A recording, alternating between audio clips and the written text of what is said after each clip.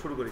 আচ্ছা, প্রথমে আমরা কি করব, আমরা সুন্দরভাবে অ্যাডোবি প্রিমিয়ারে যখন একটা নতুন প্রজেক্ট অন করব, ফাইলে ক্লিক করব, ফাইল থেকে গেলে নিউ, নিউ থেকে গেলে প্রজেক্ট, বা এর শর্টকাট হলো কন্ট্রোল অল্টার এন দিলেও হবে।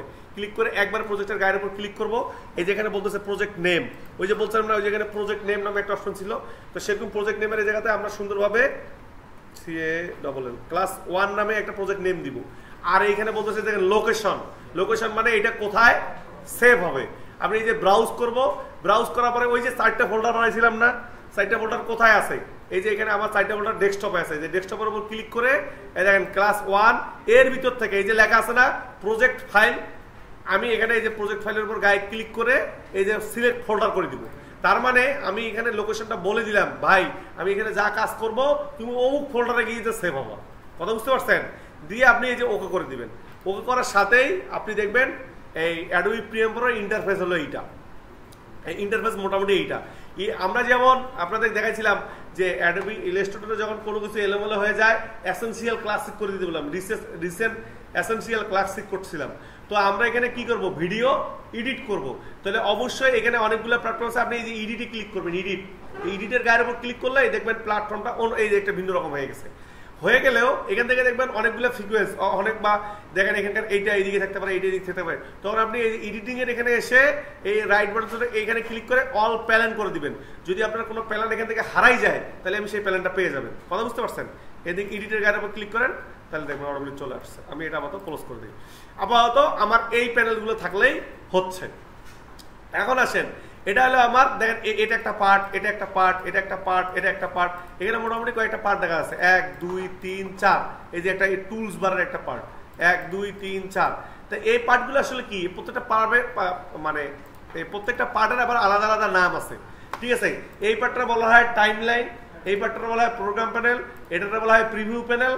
আর আপনি যে ভিডিও এডিট করবেন সেই ভিডিও এডিটের জন্য বিভিন্ন সোর্স ফাইল থাকবে না, বিভিন্ন ক্যামেরা ফুটেজ থাকবে, ডাউনলোডের ফাইল থাকবে, এটা সেটা থাকবে না, সেগুলো আমরা এই যে এখানে নিয়ে আসবো। কথা বুঝতে পারছেন? আমরা এটা আস্তে আস্তে সামনে আরো এক্সপ্লোর করার চেষ্টা করবো।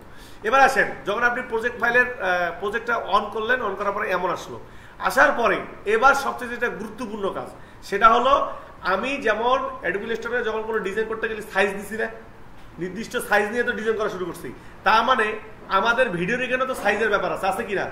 তাহলে আমাকে এখানেও সাইজ নিয়ে কথা বলতে হবে। এখন আসেন, এই তখনে যাচ্ছি, তাহলে আমার এখানে তখনই কাজ, আমার এখানে এলো, এখানে সাইজ হলো, এটার সাইজের বলে সিকোয়েন্স বলে। কথা বুঝতে পারছেন? প্রথমে আমার কি করতে হবে, প্রজেক্ট, তারপরে নেওয়া লাগবে হলো কি সিকোয়েন্স নেওয়া লাগবে। সিকোয়েন্স কিভাবে নিব, এই দেখেন এই ফাইলের এখানে ক্লিক করে আপনি এই যে দেখেন নিউ থেকে এই যে প্রজেক্ট ফাইল যেখান থেকে ওপেন করে সেখানের ভিতরে কি আছে, এই যে সিকোয়েন্স আছে, এই সিকোয়েন্স বা কন্ট্রোল এন দিলে ওই সিকোয়েন্স আসবে। আসলেই আপনার এই যে এইটা হলো মেন প্যানেল, মানে এইখানে আপনি ওই যে বলছিলাম না কত এফপিএস এ নিবেন বা কি সাইজে নিবেন, সেটা হলো এখানে। তো আপনি কি করবেন, এই সিকোয়েন্স নিলে আপনার এই দেখেন এখানে অনেকগুলা র ফাইল আছে, অনেকগুলো সিকোয়েন্স আছে, অনেক ধরনের দেশ, কান্ট্রি বা আলাদা আলাদা জিনিসের জন্য অনেকগুলো বিষয় আছে। এগুলো বিষয় নিয়ে আমার দেখার দরকার নেই, আমরা সবসময় সিকোয়েন্স ক্রিয়েট করার চেষ্টা করব। এই যে ARRI আছে না, ARRI প্রথম অংশে, ARRI এর প্রথম অংশে অ্যারো বাটন, আপনি যখন এরকম একটা বাটন দেখবেন বুঝবেন ওই ফোল্ডারের ভিতরে আরো অনেকগুলা ফোল্ডার আছে। বুঝতে পারছেন? মানে ফাইল আছে। যেমন আমরা ওই যে মোবাইলে আগে যখন বাটন মোবাইলে ফোল্ডারের ভিতরে ফোল্ডার, তারপরে একটা ভিডিও গান রাখছিল, এরকম ছিল না?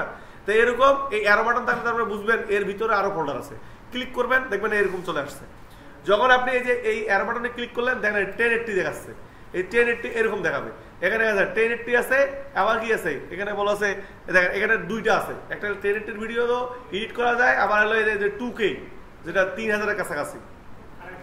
হ্যাঁ, তো আমরা চেষ্টা করব কি, আমরা এই যে ARRI ওর ভিতরে গিয়ে এই যে 1080 এর ভিতরে ঢুকে এই যে দেখেন এখানে অনেকগুলো সিকোয়েন্স আছে। এখানে দেখেন সিকোয়েন্স আছে কি, এই দেখেন আছে 23.97, 24 আছে, 25 আছে, তারপর দেখেন আবার কি আছে 2997 আছে, আবার কি আছে 30 আছে। তো আমরা এই যে এখানে ম্যাক্সিমাম এডিট করব এই যে 24 fps, আর এটা কত 25 fps, আর এটা হলো 30 fps এর। আমরা শুরু করব 30 fps এর। আপনি এখানে ক্লিক করে এই 30 এর উপর ক্লিক করে ওপেন করবেন, করার সাথে দেখবেন একটা সিকোয়েন্স তৈরি হয়ে গেছে। এটা বলা হয় টাইমলাইন, এই টাইমলাইনটা তৈরি হয়ে গেছে, ঠিক আছে? দেন অটোমেটিকলি আমি একটা সিকোয়েন্স ক্রিয়েট করে ফেললাম। বুঝতে পারছেন বিষয়টা? তাহলে এই যে আমি যখন এই সিকোয়েন্সটা ক্রিয়েট করে ফেললাম, তার মানে অ্যাডোবি প্রিমিয়ার প্রোকে বললাম রে ভাই তুই একটা 30 FPS এর 1080 এর ভিডিও 1920x1080 সাইজের একটা এই যে সাইজ দিয়ে নিছে। বুঝতে পারছেন বিষয়টা? আমরা এইভাবে এটা বলে দিলাম, সাইজটা নিয়ে বলে দিলাম যে তুই এইভাবে এভাবে নিস। আবার কি বলা লাগবে নাকি? সিকোয়েন্স ক্রিয়েট করা।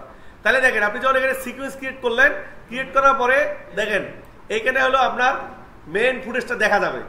এখানে মেইন ফুটেজটা দেখা যাবে। এটা হলো প্রিভিউ প্যানেল, এটা টাইমলাইন। এবার টাইমলাইনের এখানে আমি কিছু বলবো, আপনাকে বলার চেষ্টা করি।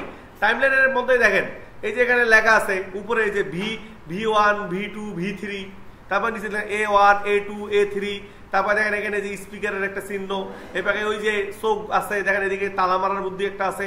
এই টাইমলাইনটা হলো একটা ভিডিওর মধ্যে কয়টা পার্ট থাকে ভাই? একটা ভিডিওর মধ্যে কয়টা পার্ট থাকে? 2টা পার্ট থাকে। একটা ভিডিওর মধ্যে 2টা পার্ট অবশ্যই থাকে। কে বলছেন আপনি? বলো তো কি কি পার্ট? হ্যাঁ, গুড। একটা ভিডিওর মধ্যে 2টা পার্ট থাকে, একটা হলো ফুটেজের পার্ট, একটা হলো অডিও পার্ট বা মিউজিকের পার্ট। তাহলে ফুটেজের পার্টটা রাখতে হবে যে V1 V3 V4 এইদিকে, আর যেটা মিউজিকের পার্ট সেটা নিচে রাখতে হবে। A1 A2 A3 মিউজিকের পার্টটা আলাদা। অবশ্যই একটা ভিডিওর মধ্যে 2টা আলাদা আলাদা জিনিস, একটা মিউজিক একটা হলো ভিডিও। এখন আপনি নর্মাল একটা ভিডিওর ভিতরে কিভাবে মিউজিকটা আলাদা করবেন আর কিভাবে ফুটেজটা আলাদা করবেন, এটা করার বুদ্ধি হলো আমাকে এই প্রথমেই ওই ফুটেজটা আমাকে আগে বা ওই ভিডিওটা আমাকে এই প্রিভিউ প্যানেলে নিয়ে আসতে হবে। কথা বুঝতে পারছেন? তাহলে আমি আপাতত এখানে এটা